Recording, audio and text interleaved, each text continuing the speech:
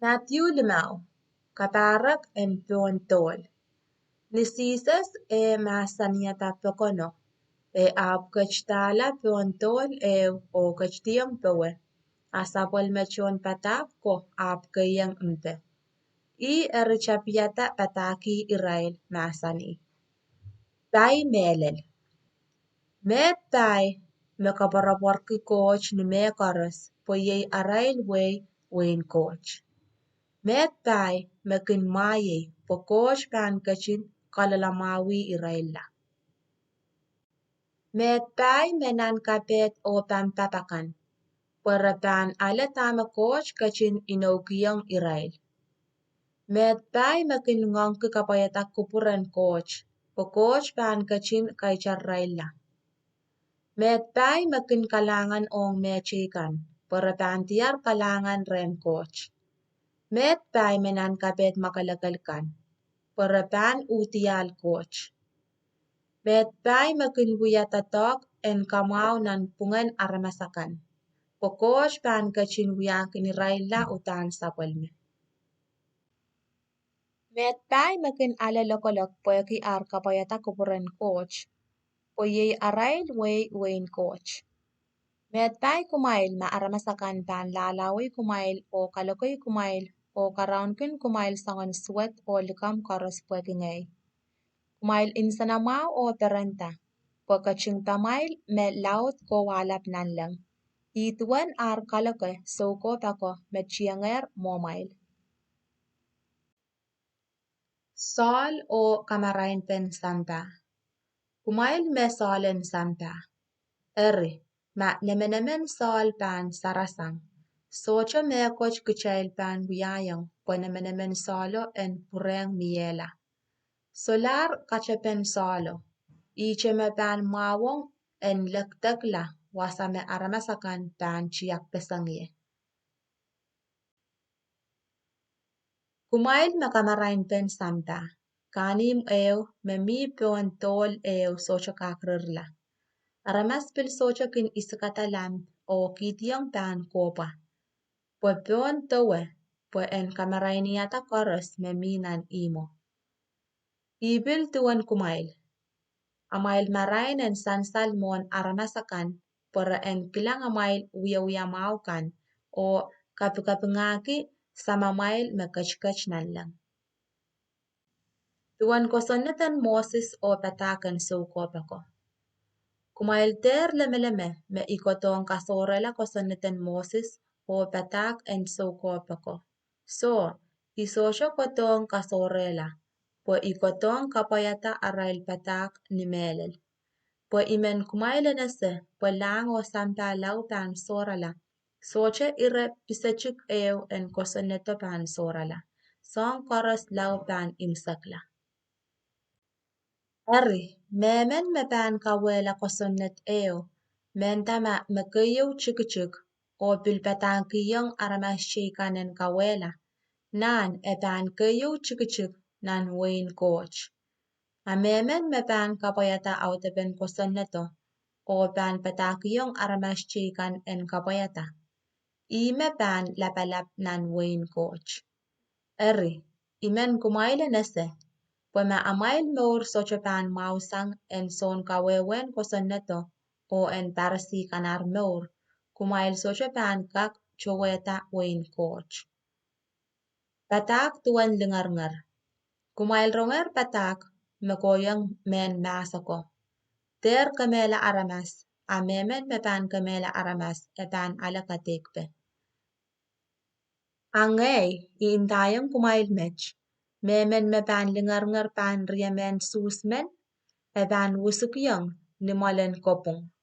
O memen mepan intang emen riamen sus, me eyak, epan wusukyang ni molen kopong lapalap. O memen mepan intayang emen riamen sus, malaun suet, epan koneng ale kalokolok en kisiniye nan el. Niyom pan wiyayang coach, om meirong ton pay sarawi ke ap chamanta mariom men sus men insinsuat pam. Pulikiti mas om meirongo mon pay sarawio. ke ap kowey o kapungalanan pungama, muri ke ap purata wiya om meirang on coach. Mamemen men lel kunuk ni malen kopung. Katake o kapungala masnan pungama, po eter pangukala ren son kopung. Ason kopung ut pangukala ren policeman kan, ke ap seltiang nan imachang. Melel in tanguk, maka socha pan pichla, ke lau kapungala puipant koros, mekelel tier. Patak tuan kamal. Kumail ronger patak pachech, keter kamal. Angay iintayang kumail mech. Memen mepan kilkilang liyemen o men tipki. Nan ewiatar tipen kamal nan kapete. Eri, ma palmaun en paran mesaman pan karayang nguk nan tip. Patikasang o kasewisang nguk. Po emawo nguk kusen palwaraman en laktagla. Sang e ponche kolang nan el. O ma palmaun en beman pan karayang nguk nan tip. Lupukasang o kasewisang uk. Po emawo nguk kusen palwaraman en laktagla. Sang e ponche kolang nan el.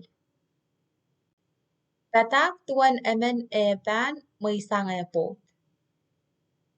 Kumail pilronger patak pochech, memen me pan kasela e pot, e utan pan kiyong liyo, kusin lukon kamoit.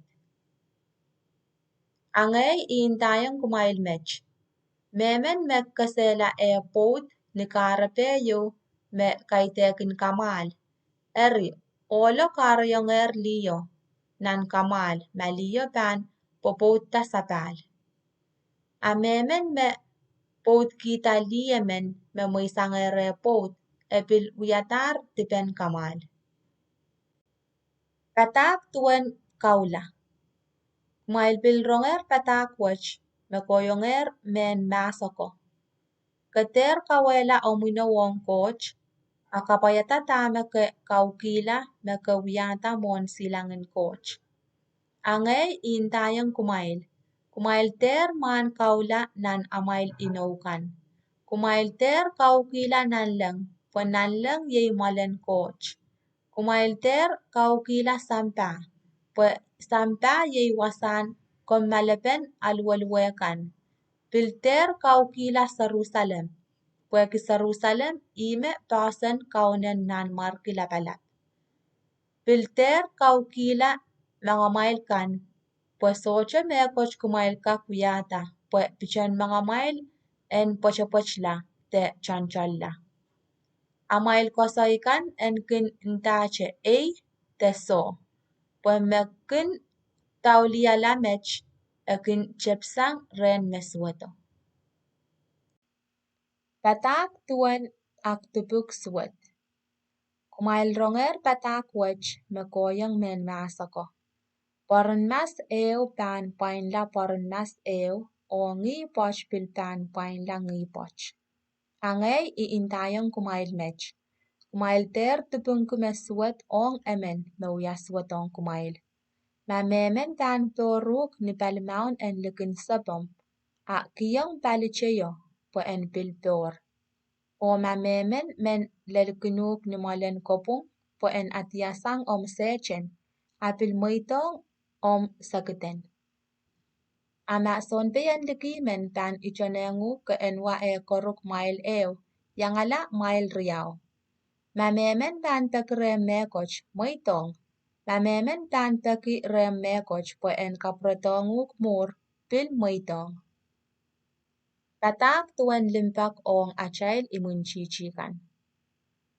Kumail pilronger patak pochech, ke en pakong menumpam kan akailongki om imunchichikan. Angay intayang kumail mech. Kumail pakong amail imunchichikan o kapakapki mekin kalokoy kumail. Po kumailen uyala sapol men sa mekach-kach nanlang. Mekin kachin takarki sapol mekachpin, peon meswet o memaukan.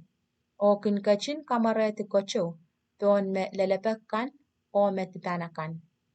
Eri, kachin ta me kumail pan kaskasik, sangren coach ma kumail tan pakongache piraikan me pakong kumail po sonrek taxes kan bilkin ya songwach o ma ichakan pakapamail kan me kumail tan kinran mawi eri kumail soche siksang me chikan po men leki kan bilkin ya songwach eri me urmail en unsakla tuweche yeyas unsak en samamail me kachkach nanlam